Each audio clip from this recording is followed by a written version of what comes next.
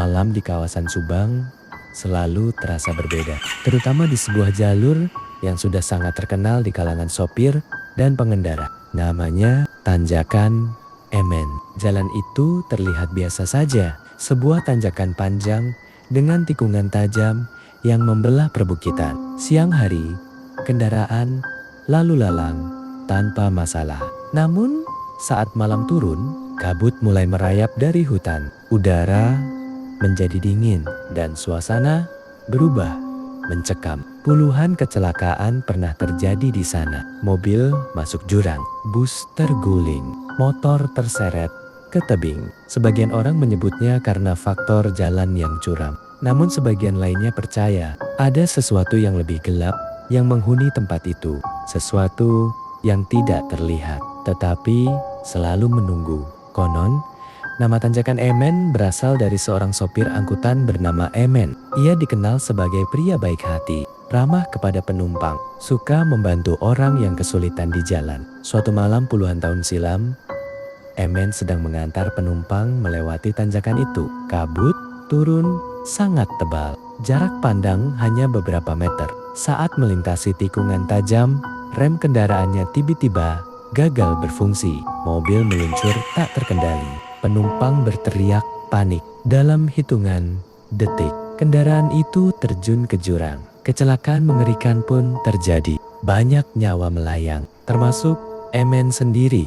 Sejak saat itu, berbagai kejadian aneh mulai dilaporkan. Banyak pengendara mengaku melihat seorang pria berdiri di pinggir jalan saat malam hari, memakai pakaian sopir lama. Tubuhnya penuh luka, wajahnya pucat, namun tatapannya terlihat sedih. Anehnya, sosok itu sering terlihat tepat sebelum kecelakaan terjadi, seolah sedang memperingatkan atau mungkin mencari sesuatu yang hilang. Kisah paling menyeramkan dialami oleh seorang sopir bus pariwisata bernama Rudy. Malam itu, ia membawa puluhan penumpang pulang dari perjalanan wisata. Cuaca buruk, hujan turun tanpa henti. Kabut begitu tebal hingga lampu jauh hampir tak berguna. Saat mendekati Tanjakan Emen, beberapa penumpang mulai tertidur. Suasana di dalam bus tenang, hanya suara mesin dan hujan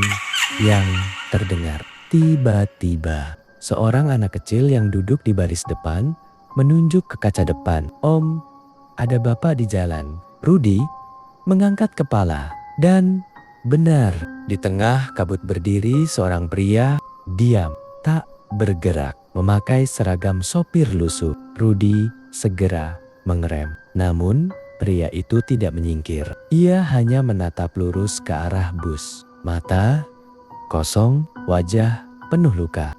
Dalam sekejap, sosok itu menghilang begitu saja, seolah ditelan kabut. Rudy merasakan bulu kuduknya berdiri.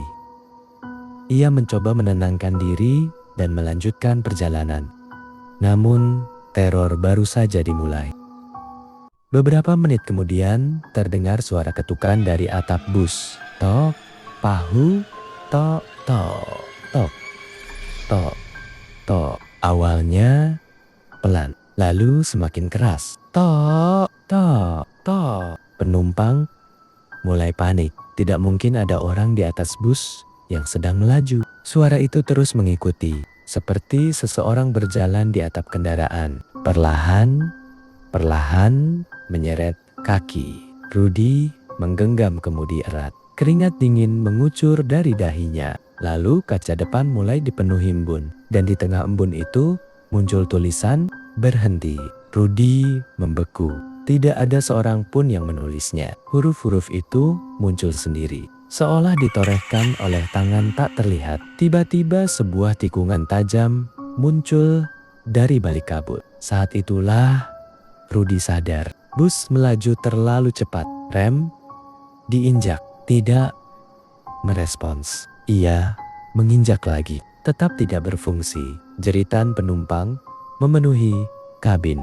Bus meluncur liar menuju jurang. Di saat semua orang yakin ajal sudah tiba, Rudy melihat sosok pria itu lagi berdiri di tepi jalan. Pria yang sama, sopir tua berpakaian lusuh. Ia mengangkat tangan, seolah memberi isyarat. Entah bagaimana, kemudi yang tadinya sulit dikendalikan mendadak terasa ringan. Bus berhasil berbelok hanya beberapa sentimeter dari bibir jurang. Kendaraan akhirnya berhenti. Semua penumpang selamat. Saat bantuan datang, Rudy menceritakan semuanya. Seorang warga tua hanya mengangguk pelan, lalu berkata, "Itu mungkin Emmett. Dia sering muncul. Kadang orang melihatnya lalu celaka. Tapi kadang dia juga menyelamatkan." Rudy terdiam, tak tahu harus percaya atau tidak. Namun, satu hal yang tidak bisa ia lupakan. Tepat di lokasi bus berhenti,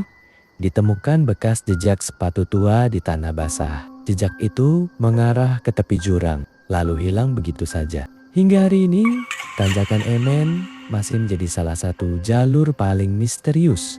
Di Indonesia, masih ada pengemudi yang melihat sosok pria berdiri di tengah kabut. Masih ada yang mendengar ketukan di atap kendaraan saat melintas tengah malam. Dan masih ada yang mengaku melihat bayangan seseorang melambaikan tangan dari tepi jurang. Tak ada yang tahu pasti apakah itu benar-benar arwah Emen atau hanya cerita yang lahir dari ketakutan. Namun, satu hal yang selalu diingat para sopir tua, jika malam sudah larut dan kabut mulai turun di tanjakan Emen, kurangi kecepatan. Jangan mengemudi dengan gegabah, karena di balik putihnya kabut, mungkin ada seseorang yang sedang memperhatikan, menunggu, dan mengingatkan bahwa satu kesalahan kecil bisa berubah menjadi tragedi yang tak akan pernah pulang.